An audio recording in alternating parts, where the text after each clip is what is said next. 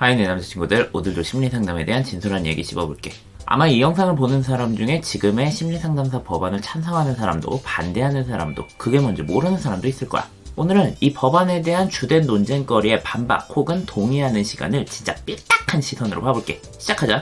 심리상담이니까 심리학 전공자가 하는 게 맞다. 타전공 너희들은 교육상담, 종교상담 이렇게 하면 되지 않느냐. 왜 심리상담에 감나라 배나라냐. 타당한 주장이야. 심리상담이니까 심리학을 기반으로 진행해야 하고 그렇기 때문에 심리학 전공자가 하는 심리상담 라이센스를 주겠다는 말이니까. 근데 맥락까지 놓고 볼까? 모든 학문이 그러하듯 심리상담도 세대를 거치며 발전되었어. 외국에서 한국으로 심리상담을 들여오고 발전시킨 1세대. 그 심리상담을 한국의 문화에 맞게 발전시키고 정부기관 등 공기관의 필요성을 어필하여 국가사업으로 연결시킨 2세대. 그리고 지금의 우리들 3세대. 이 과정에서 절대적으로 필요한 게 바로 쪽수야. 이렇게 많은 사람이 심리상담을 필요로 한다. 여기에 이만큼 훌륭한 사람들이 포진되어 있다. 너희들은 필요하고 우리들은 제공할 수 있으니 이 물건을 사라. 이게 사업이잖아. 즉, 어떤 산업이 발전하기 위해선 공급과 수요가 함께 늘어야 돼. 심리상담 역시 마찬가지였어.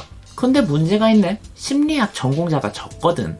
아무리 미래유망 직종이라고 소리 높여도 쪽수 딸리면 희망을 못 가지잖아. 그래서 초창기 심리상담은 교육, 사복, 종교 등의 회원을 받아 몸집을 불렸어. 전략적 동맹보단 윈윈 개념이지. 심리상담은 쪽수 늘려서 당당한 산업으로 자리 잡고 타전공은 자기들의 가치관 베이스에 심리상담을 더해 개발할 수 있으니까. 이때부터 이미 한국의 심리상담은 단일 심리학 전공자로만 이루어지지 않은 다전공 가입체제였어. 오히려 순수 심리학 진골, 성골보다 타전공이 수가 더 많아. 그리고 그들은 모두 심리상담이라는 이름의 공부와 수련을 했고 각 부처에 포진되어 활동 또한 하고 있어. 근데 이제 심리상담사법 만들어서 우린 심리상담할 테니 너희들은 너희들 상담해. 빠이. 이거 타전공 입장에선 너무 단물 빼먹고 버리는 느낌 아닐까? 딱 토사구팽이잖아. 심리상담은 수련과 학위가 중요하다. 이걸 빼먹으면 안 된다. 최소 기준을 석사로 놓고 수련시간 3000시간을 쌓아야 자격시험에 응시할 수 있도록 하자.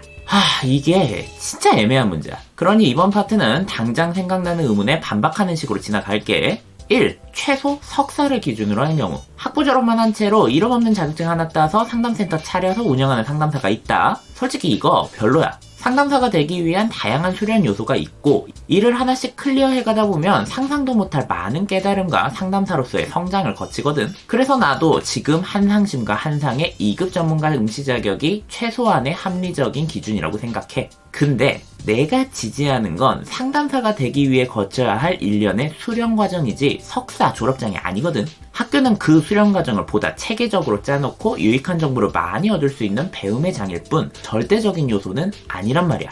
이거 이 말이랑 똑같잖아.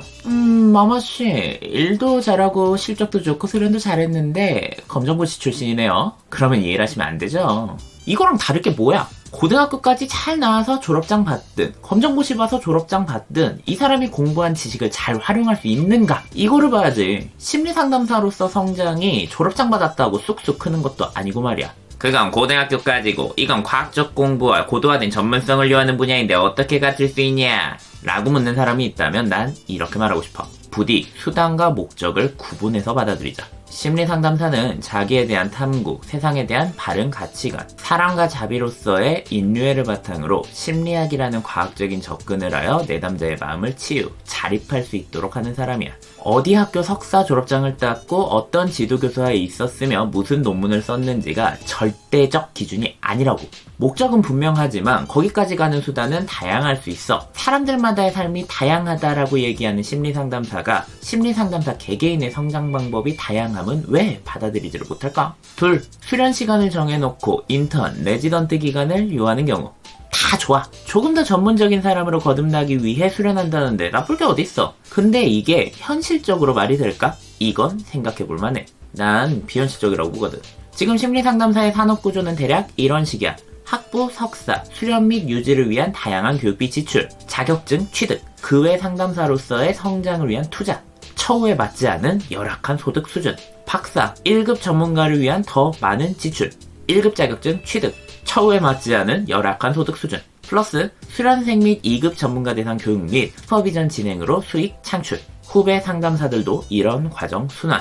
난 이 자체를 뭐라고 하는 건 아니야. 삶과 사람을 대하는 일인데 이런 도제 시스템만큼 효과적이고 탁월한 방법은 없다고 생각해. 근데 뭔가 하나 빠졌잖아. 산업 종사자로서 수요자의 구매만으로 자생이 가능한가 하는 경제적 자립성이 없다고. 이게 없으니 공부하며 쌓은 빚, 나중에 윗선이 되어 후배들 지갑으로 채운다 마인드가 성행하는 거야. 근데 여기에서 누군가의 댓글 마냥 학부 과정을 6년제로 한다? 인턴 레지던트 과정을 만들고 3,000시간을 채우고 그 다음에 상담사가 된다? 이 모든 과정을 다 하려면 대체 몇 살까지 부모님 등골 은행 대출 받아야 돼? 심리상담사는 금수저 물고 태어나야 할 수 있는 직업이야? 누가 열정페이를 했어요? 의사들처럼 인턴 레지던트 할 때마다 마땅한 월급 받으면서 할 수 있는 시스템을 만들면 되잖아요. 이게 진짜 현실을 모르는 소리야. 임상은 수련받으면서 돈도 받는 경우가 좀 있거든? 적어도 상담계처럼 오히려 일정량의 돈을 내면서 수련받는 경우는 거의 없다고 보면 돼. 왜? 임상은 따뜻하고 상담은 갑질로만 드글드글해서? 아니, 임상이든 상담이든 다 사람 사는 동네야. 훌륭한 분도 많고 엉망인 분도 많아. 그럼 이유는 딱 하나, 수익 기반이 갈리기 때문이야. 임상심리사가 병원 수련을 가서 주로 하는 업무가 종합심리검사거든? 진짜 하루 종일 심리검사하고 분석해서 보고서 쓰다 보면 하루가 끝나. 이렇게 심리검사 하려면 시간과 노력이 엄청날 수밖에 없겠지.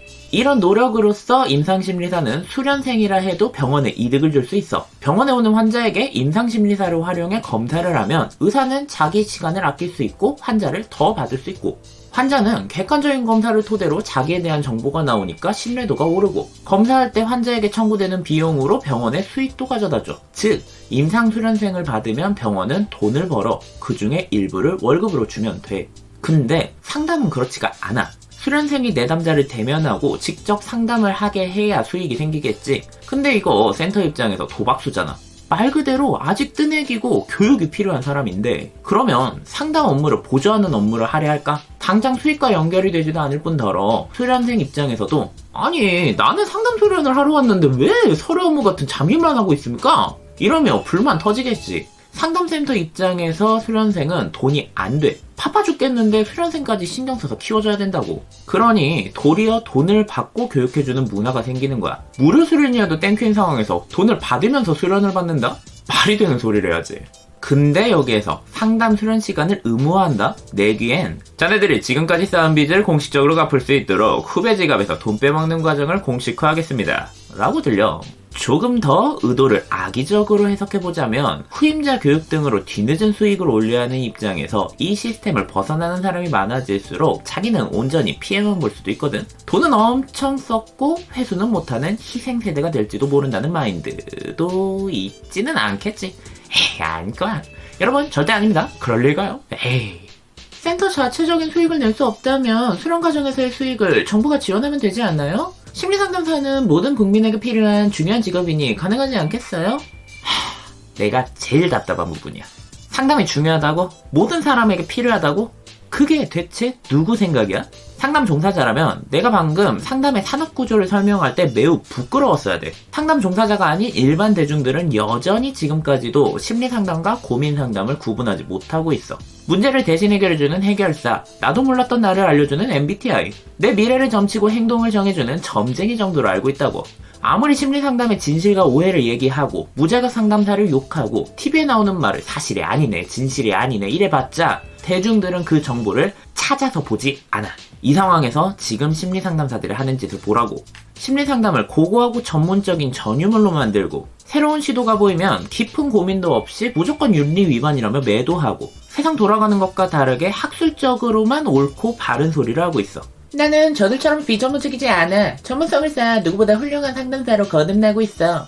이러며 점점 대중들의 공감대와 멀어지고 있다고 생각하지 않아? 전문가로서의 양심과 가치관은 내면으로 사유하고 스스로 발전시킬 일이지 남들에게 인정받거나 자기와 다른 누군가를 공격하면서 세우는 게 아니야. 상담사들은 반성해야 돼. 자기들만의 세계에 갇혀 정작 만나야 하는 대중들의 공감은 뒷전에 두고 있는 거. 이거 솔직히 언더그라운드 힙지리들이 콩중파 나가서 싱잉 랩으로 사랑 머지기나 찌끄리고 있다니 말이군요. 진정한 랩은 알지도 못하는 힙합계 변조자들 릭슨, 바로 이게 진짜 힙합 이러는 거로밖에 안 보여.